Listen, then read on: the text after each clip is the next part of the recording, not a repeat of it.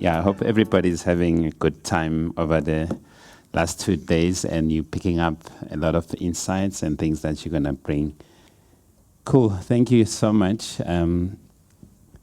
Colleagues, I think I'm going to then just talk about 4 of the issues very quickly, which it is the ones that you've mentioned, so I'm not surprised. Those are the ones that are quite popular. But there's obviously a lot more. I think technology is a challenge for SMEs still these days, and also just information. And that's why I love this awareness session, because just by sharing information, we take it for granted as bankers and as corporates that our people are empowered about the relevant information. So, there was a mention of which doors to knock on.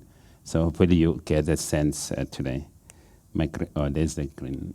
Okay. So yeah, the limited cash flow just speaks to the fact that on day one, we talk about unencumbered cash, so cash that's lying there ready to use. There's very few people here today that can say they've got 3 million in their investment that they can just liquidate to put into their business. So that's a big challenge. And also generally, even when you are in business, cash flow is generally tight. And then track record, you could still be a startup interested in the fuel industry and not having the track record or the trading history, and a lot of the lenders want to, we've got a bit of a review mirror, which is a challenge. And then we mentioned the issue of credit profiles, as well as the collateral issue. So obviously, if you don't get funding, then you have these issues where the biggest one for us is just creating meaningful wealth, intergenerational wealth, and jobs. To set up the business, to run with the business, and to expand the business is a big challenge. So very high level on some of the solutions that we have on enterprise development or non-traditional finance is trying to address the current issues where, I've mentioned the fact that you can't be up and running, and the funding structures that are currently available in the market, they don't always meet your needs. And, on a day-to-day business, we see your suppliers won't give you credit. They want cash, and your customers want to pay late or not pay it all. So it is a challenge. So we've got through our programs, and it's always been touched on, that we go into partnerships and collaborations with our corporate clients, with the development finance institutions like an NEF. So we can partner in a collaborative manner as funders to be able to make the deals work, because we understand and we want to support your aspiration. So, what has emerged over the last couple of years is being able to mix the lending and the grants.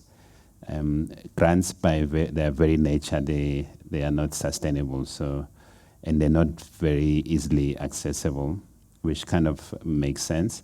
So sometimes as lenders, when there's opportunity to blend a grant and a loan, we would do it. So we call those lending-based grants. So it's not just a standalone grant; it comes with the loan. And again, it's just to try and close that on contribution. And then we also have what we call soft loans. Now, I always say this that soft loans don't equate to soft life. It just means that we're not asking for security. We probably very low interest rates, sometimes even interest-free loans that we can do under the programs. And then I don't think this post-performance kind of impacts you a lot, because most of your customers do actually pay in cash, paying the motorist and in the public space. But generally, there's also solutions where you've invoiced the customer, but it's a 30-day payment term, but your invoice is stuck at finance or wherever, and it can kill your business. So there's supplier finance facilities where you can discount your invoice and get paid. Track record, trading history. Yes, if you go to the non-bank lenders and you ask for a tender, we've got a lot. I've mentioned DFIs and corporates, probably still as another form of kind of cheaper financing. I think the last place you want to go is Mashonisas, but sometimes it can be the only option available, but then that kind of can kill your business. So it's just important to think about those sources of funding and try and go to the right places that you can. So there's, we try and provide a holistic and an empathetic approach to lending. And, we've said over the 2 days that it's not a one size fit all. Every case is different. We're just sharing guidelines on how we look at it. Normally there's a lot more reasons as to why you can't access finance. And I think the best feedback that you can get about the reasons, then you can start to work on. But the importance of getting reasonably priced funding, I can't stress the importance of that. It's similarly to when you're buying, you overpay for a site. You also don't want to overpay on funding. Yeah, with the credit profiles, I think, if there was willingness to pay, but there was no ability, again, that's where we bring the empathy in non-traditional lending. So typically, lenders automatically, if you've got a poor credit record, it's automatic decline. So here we're really trying to understand the reasons for not paying. So the important thing there for us is being able to kind of reconcile, So you can't say to us, you can't be defaulting on payments, but then when we look at your lifestyle, it doesn't correlate. So we can see that you were willing to pay your creditors, but you simply didn't have income. And especially if you take hold of that and you're in control and you make arrangements with your creditors, we actually look at that as a positive, and therefore we can grant you the finance. I've spoke about the security challenge. Again, because we are taking a more of a forward-looking view, we think that we will be able to assist.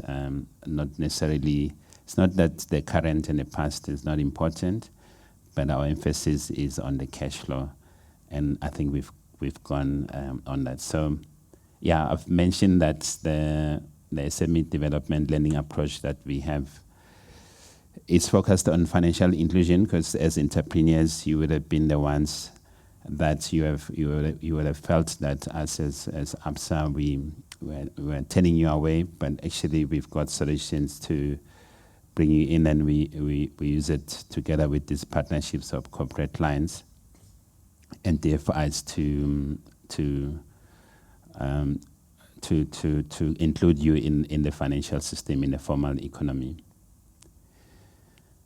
In terms of the model itself, and I'll spend a few minutes on the next slide, but just on a high level, it's a tri-party situation of the corporate, in this case, Sasol, the SME, and the bank as Absa. So, Sasol is our corporate client.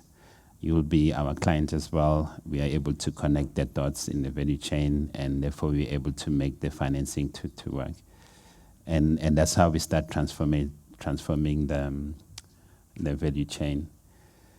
With regards to support, we know as entrepreneurs, you're wearing all different hats. It's difficult to wear them. You get overwhelmed, and sometimes everybody deserves a peaceful sleep. It's difficult to sleep when your employees are not being paid, and you also don't know where you're gonna get cash flow. So business development support for us is very important. We normally say we not only lend you money, but we lend you hands.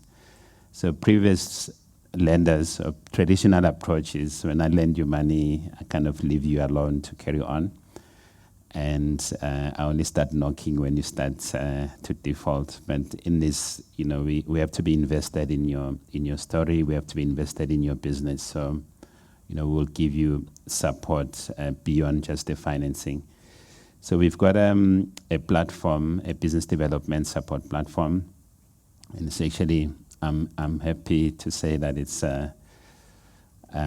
majority black-owned women businesses that we have on the platform. So we tend to believe women has got that nurturing, caring attribute to it. So and we do it even pre-loan.